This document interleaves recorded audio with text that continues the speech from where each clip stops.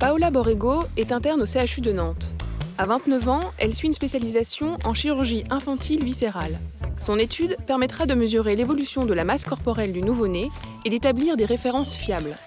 Le point de départ de ce projet, c'est la constatation dans des études depuis quelques années que les enfants prématurés et les enfants qui ont un retard de croissance intra-utérin sont plus à risque de développer une maladie métabolique, un diabète ou une hypertension à l'âge adulte. Donc on a voulu savoir quelles sont les valeurs de référence chez les nouveau-nés qui sont nés à terme et qui ont un poids de naissance normal, pour savoir quels vont être les objectifs nutritionnels pour les enfants prématurés et pour les enfants qui ont un retard de croissance intra-utérin. Ouais.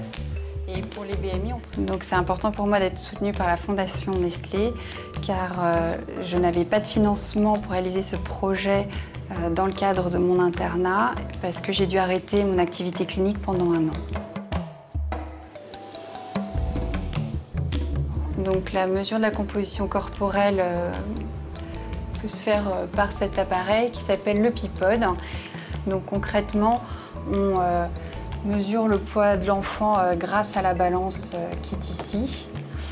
On place ensuite l'enfant dans l'appareil